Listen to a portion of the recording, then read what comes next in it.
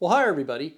A little over a week ago, I did a video talking about the discovery I made that Rhode Island DOT was providing Aetna Bridge hundreds of thousands of dollars in incentive pay for some early completion of some of the milestones associated with the demolition of the Westbound Bridge. And I saw that Tara Granahan had picked up this story and referenced the video, and she talked about it on WPRO. A couple of her morning segments. Her segments run from 9 to noon weekdays. And there's been a lot of other things in the news, particularly relative to Trump's new administration and whether Rhode Island DOT funding would be affected. And since that time, I've been provided copies of the original proposals for the two teams vying for this demolition contract. And also, I want to thank the people in Rhode Island DOT legal department responsible for fulfilling these APRA requests. They've reached out to me a couple times to clarify what I was looking for, and they've been great. And by and large, they provided a lot of information per my request. So I want to send a shout out to those folks and thank them for their work. But since I had those proposals, it shed even more light on what I think is a basis for questioning these incentive bonuses to Aetna Bridge. Also, I want to mention I'm showing footage, drone footage from a flight that was done the day after Thanksgiving. So I want to thank Christopher for obtaining that drone footage for me. He's with Functional 3D. I'll put a link to his company in the description.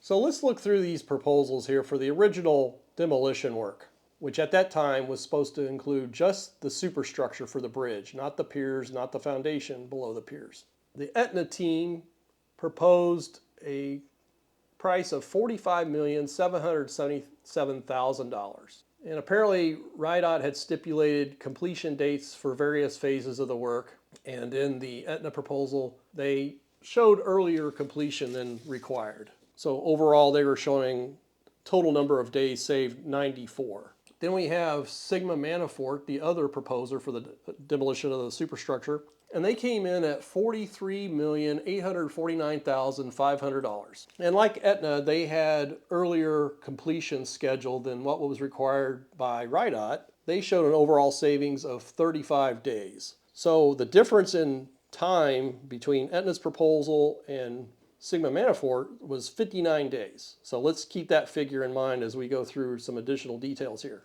But if you take the difference in the contract pricing, that's $1,927,500, and divide that by the 59 days, that means RiDOT paid a premium of $32,669 a day relative to earlier completion for these portions of the overall schedule, completion of various phases of the demolition work.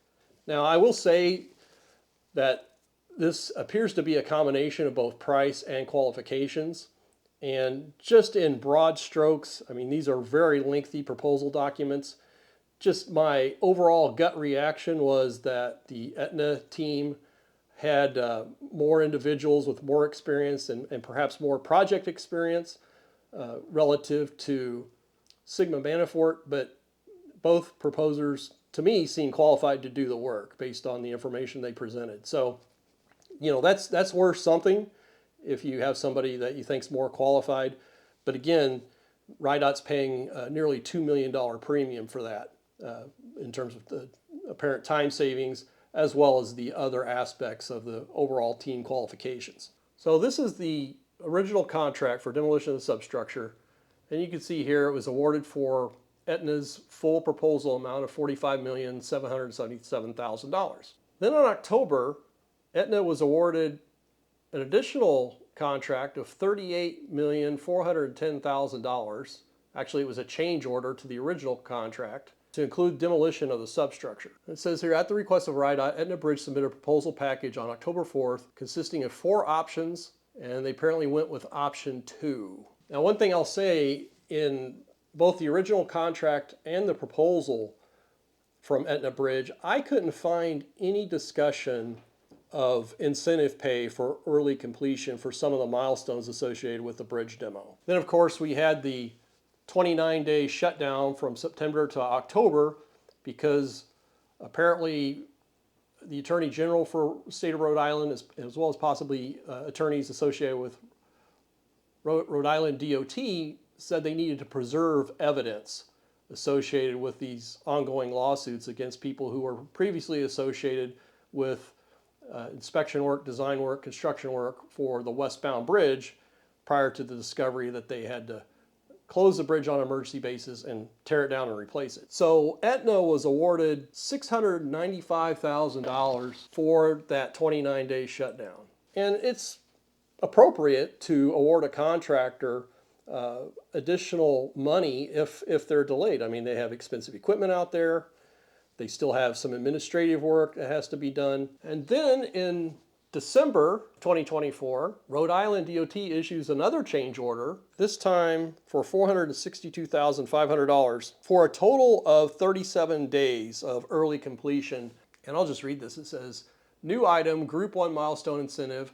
This new item is being created to provide a method of payment for incentives earned for early completion of project milestones for Group 1 demolition, achieved on November 8th, 2024, when it was previously scheduled for November 20th, 2024. And likewise, they created this item for Group 4. It was completed on October 24th instead of November 18th. So again, $12,500 per day. Now, interestingly, if you take $12,500 a day, which RiDOT values apparently early completion of these milestones, if you take the difference in the amount between the two proposing teams for the original contract, the difference was $1,927,500, which works out to $32,669 a day. Again, just strictly considering the costs and not more qualitative things like differences perhaps in the overall qualification of the teams. But just looking at it from a dollar standpoint, why would they value early completion at $12,500 when the difference in days between the proposers was 59 days or $32,669? So it looks like RiDOT has not only paid them for the 1 month shutdown, they adjusted the milestone dates. I couldn't find anywhere in the original proposals or the original contract any statements related to incentive pay for early completion of some of these tasks associated with the demolition. So again, as I mentioned in previous videos, Rhode Island officials aren't replying to my email request for additional information or clarification. I'll present the emails here for RiDOT Director Peter Alviti, as well as Charles St. Martin's. He's their public affairs contact with Rhode Island DOT. Perhaps you'll have better luck if you elect to email them inquiring what the basis of this incentive pay is. Is it the best use of taxpayer dollars, considering that Rhode Island's already worried about the levels of federal funding that may or may not be forthcoming from the new Trump administration? So again, I think it's an interesting question that should be answered. If money is important for these bridge projects, which I'm sure it is, and if you do elect to email either Director Alviti or Charles St. Martin, please leave a comment indicating whether or not you've done that. So with that, I want to send a shout out to those of you who provided Buy Me a Coffee. That's an excellent way to support the channel. If you're so inclined, I have a link in the description. You know, I spend money on these information requests as well as other aspects of these of the production associated with these videos. So that certainly helps, as well as those of you who are channel members, and certainly those of you who have provided super thanks. So again, I want to thank all of you, as well as those of you who have left comments. Please stay tuned for future videos. I have more pending APRA requests with Rhode Island DOT involving various aspects of this bridge project, so please stay tuned.